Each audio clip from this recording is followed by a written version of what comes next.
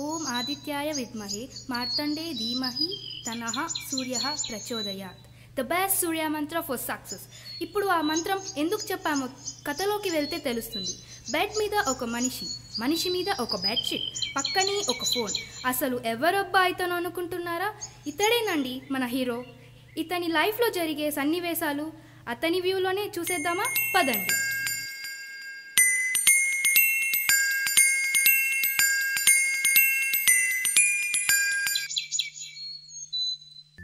దేవుడా, అప్పుడే ఇంత టైం అయిపోయిందా?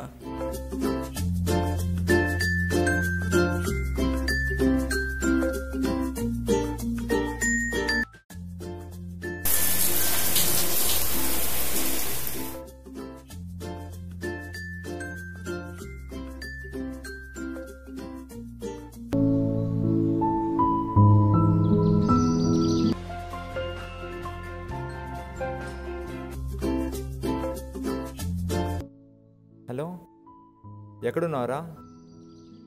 ఇంట్లో ఉన్నాను రా. అవునా? అయితే లేదురా, ఇవాళ నా లైఫ్లో చాలా ఇంపార్టెంట్ డే. ఇంపార్టెంట్ అయిన డేనా?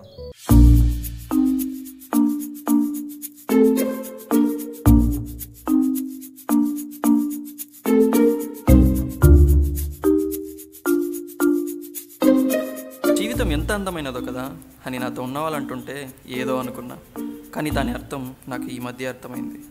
ఏదో తెలియని ఫీల్. ఆ ఫీల్ని మామూలుగా చెప్పాలా లేక సినిమా స్టైల్లో చెప్పాలా నాకు అర్థం కావట్లేదు.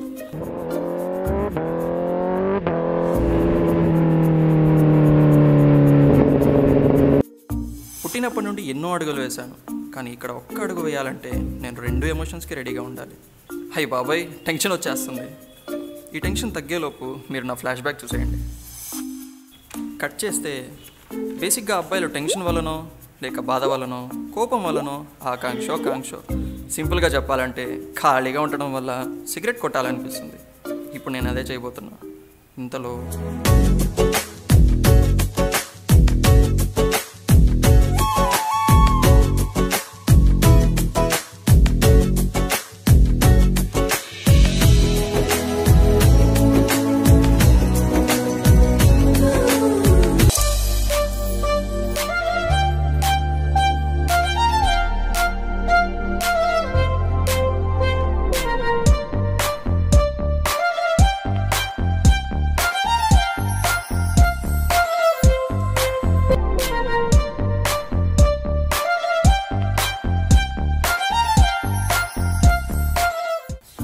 చూసానయ్యో సామి, ఆ పిల్లని గోడ దూకిందిగా పిల్లి అని వచ్చింది.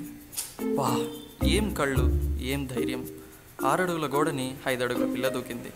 పెద్దవాళ్ళు అన్నమాట నిజమే, పొట్టోళ్ళు గట్టోళ్ళే. ఇదిగో తన మొహం చూసేలోపు వచ్చాడు నా ప్రాణానికి నా ఫ్రెండ్ గాడు.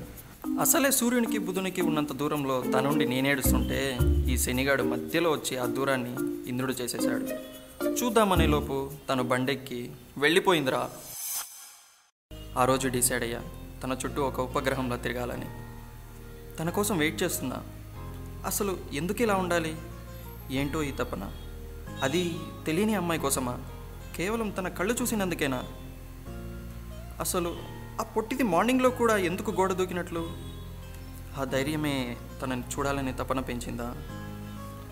ఎందుకో తెలీదు, మణిరత్నం మూవీలో ఇళయరాజా మ్యూజిక్లా నా మైండ్ రన్ అవుతుంది. తిరిగి చూస్తే అదే పిల్ల అసలు నా వైపు చూడకుండా పోతుంది. She is awesome. గాడ్, నా చూపులు తనకి తగలట్లేదా? ఇంకో రోజు చూద్దాం. Same timing, same weather, same feeling. ఈరోజైనా చూడకపోతుందా అని. ఈరోజు గౌతమ్ మీనన్ మూవీలో హ్యారీస్ జయరాజ్ మ్యూజిక్ చూస్తే తను వస్తుంది. చూస్తుందో లేదో, యా చూసింది. God, I'm crazy in love. తను చూసిన ఆనందంలో ఎక్కడో విన్న సాంగ్ని నా సాంగ్లా మార్చుకునేసా. ఆ పాట నా కోసం. ఏమిటో ఇవాళ రెక్కలొచ్చినట్టు వింతగా ఆకాశమంచు తాకుతున్న గుండెనే, కొరుక్కు తిన్న కళ్ళు చూసినంతనే మనస్సు నవ్వే మొదటిసారి. ఏం మార్పిది, ఎడారి ఎండ మావి ఉప్పెనై ఉంచెనే, కలే కాదుగా నీ వల్లనే భరించలేని తీపి బాధలే.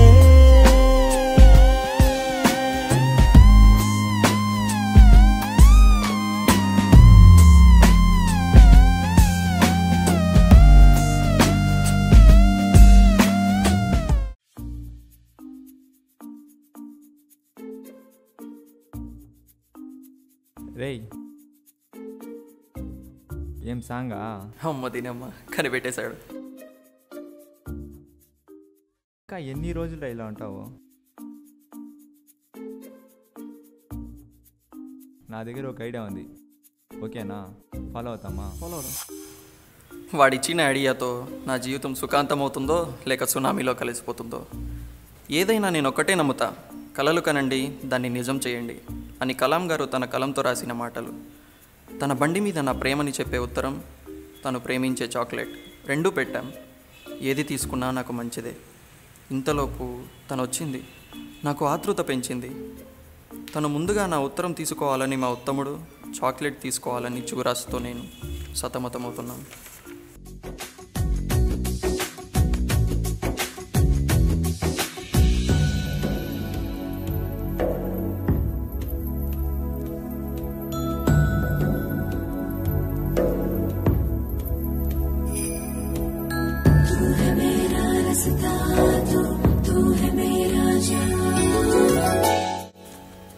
చాక్లెట్ తినడానికి తీసుకుంటూనే నా చిరునవ్వుకి చిరుగాలి తోడైంది. తన మొహం నేను చూడబోతున్నా. ఎక్కడి నుండి వచ్చాడో వీడు? తను డబ్బులు ఇచ్చి ముసుగేసుకుని వెళ్ళిపోయింది. ఇంకా నేను ఊరుకుంటానా? కోపం ఖర్చు లేకుండా వచ్చింది. బాయికి ఖర్చులకి బాగా ఇచ్చేశాం. కనీసం నా ఉత్తరం తీసుకుంటుందని అత్యుత్సాహంతో నేను నా కళ్ళ ముందర తను వచ్చి నవ్వుతూ పలకరిస్తుందేమో అని ఎదురు చూస్తున్నా. కానీ రాలేదు. కనీసం నవ్వకపోయినా ఐ వాంట్ టు నిలదీసిఫై అన్నా బాగుండేదేమో. ఎదురు చూసి చూసి వెళ్ళిపోతున్నా.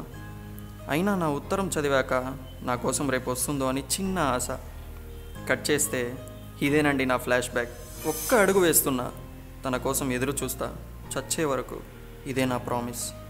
రోజ్ డే రోజు రోజ్ ఇవ్వకపోయినా ఇప్పుడు తీసుకెళ్తున్నా. సూర్యదేవా బ్లెస్ మీ. తీరా చూస్తే తను నా కోసం అక్కడే ఉంది.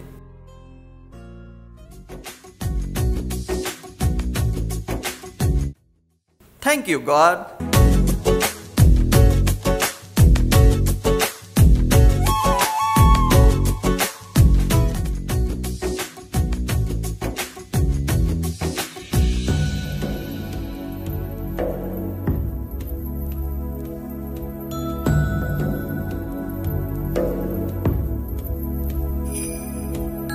तू है मेरा रास्ता, तू है मेरा जान.